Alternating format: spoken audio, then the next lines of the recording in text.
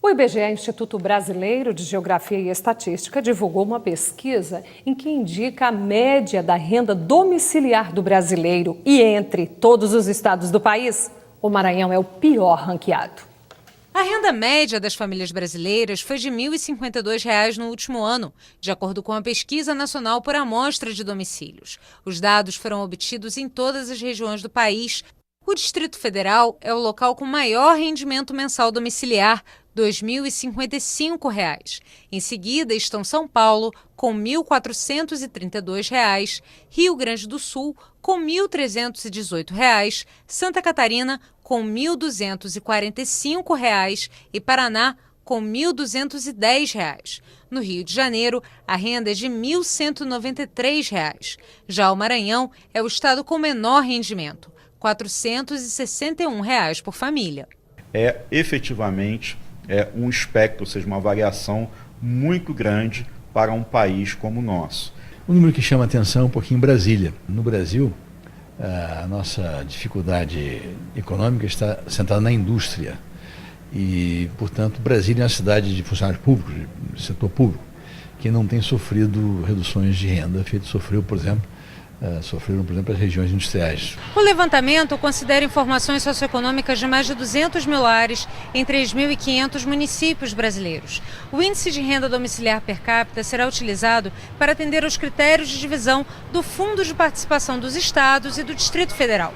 Ou seja, a partir destes dados será definida a transferência de recursos da União para todo o país. Para comentar o quadro preocupante do Estado na pesquisa, nós recebemos o tecnologista de informações do IBGE no Maranhão, José Reinaldo Ribeiro Júnior. Boa tarde. Boa tarde. Qual foi o critério que o IBGE adotou para definir as rendas dos estados? Bem, essa informação ela advém da Pesquisa Nacional por Amostra de Domicílio Contínua. É uma pesquisa inovadora do IBGE e ela virá substituir a Pesquisa Nacional por Amostra de Domicílio tradicional, que é anual, e a Pesquisa Mensal de Emprego. O IBGE, no caso do Maranhão, tem visitado a amostra 185 municípios e cerca de 3.500 domicílios. E a pergunta é feita para os moradores de 10 anos ou mais de idade que têm rendimento não só de trabalho, como de não trabalho. Então, indo no domicílio das pessoas e fazendo perguntas atinentes ao rendimento, que o IBGE captura essa informação.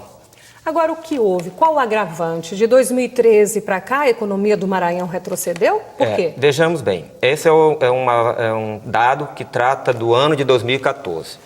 Tá? Então, nós estamos tirando um retrato de 2014. Então, temos que fazer uma análise conjuntural desse momento. Quando a gente tira um retrato, né, do Maranhão nesse período, o que a gente já vinha notando desde 2012, 2013? Que aquele ritmo de crescimento econômico brasileiro, e o Maranhão também, né, vai nesse mesmo diapasão, nesse mesmo modelo, vai diminuindo o ritmo de crescimento da economia. E nós temos alguns fatores que podem ajudar a explicar. No caso da indústria de transformação, a Alcoa, que diminuiu o seu volume de produção, né, teve uma queda também no valor das commodities, né, no caso industriais e tal, o ferro, o alumínio. Tá? Então isso tudo afetou duas indústrias importantes, Vale do Rio Doce, Alcoa. No caso do campo, do setor agrícola do Maranhão, onde a gente tem um grande percentual de pessoas ainda vivendo na área rural, nós não podemos esquecer que desde 2013 o Maranhão vem passando por uma forte estiagem, que algumas regiões do Maranhão isso tem causado um prejuízo significativo. Então, é preciso fazer uma análise da conjuntura, do que vem acontecendo com a economia do Maranhão de 2012, 2013, né, e aí chegando a 2014. Agora, logicamente, que isso é toda uma discussão, né, estrutural, histórica, para explicar isso. Justamente, como entender o Maranhão durante todo esse processo histórico? Porque isso não vem de agora. Bem, em linhas gerais, sendo bastante sintético, o Maranhão, desde o século XIX, já vinha desempenhando um papel cada vez mais marginal na economia brasileira.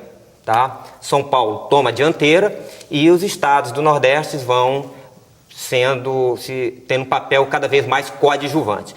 E o Maranhão foi ficando cada vez mais ali atrás, né? Então, existe todo um processo histórico. O que vai explicar isso? Bem, a gente não teve nenhum produto importantíssimo que gerasse um grande valor agregado para a economia.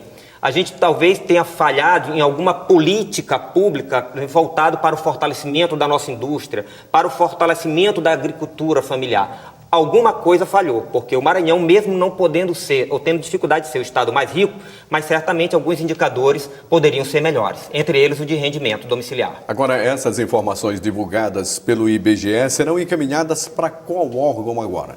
Bem, a Lei Complementar 143 de 2013,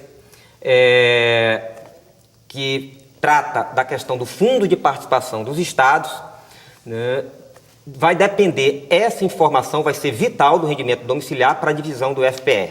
Então, o IBGE encaminhou imediatamente esses dados para o Tribunal de Contas da União, que é o órgão responsável, né, por essa partilha. Tá? Então, o Fundo de Participação dos Estados dependerá agora em muito desse trabalho do IBGE. Então, vai influenciar diretamente o percentual, a divisão final. Em linhas gerais, as pessoas pensam o seguinte: quanto menor o rendimento domiciliar per capita, agora vai ser melhor você vai ter um acesso maior ao bolo do FPE. Não é bem assim, porque essa não é a única variável que pesa, tá? O tamanho da população pesa também. Tá? É um cruzamento do tamanho da população com rendimento domiciliar, como também o comportamento do produto interno bruto brasileiro, ou seja, do volume de riqueza que é gerado anualmente pelo Brasil. Então, é a agregação desses fatores que vai determinar o volume do FPE. E, além do mais, o FPE depende de quê? É uma composição do imposto de renda e do IPI. Se a economia não cresce, esses impostos, o volume desses impostos também não cresce. Então, isso não significa necessariamente que a partir de agora, deste instante, o Maranhão vai acrescer a sua participação no FPE.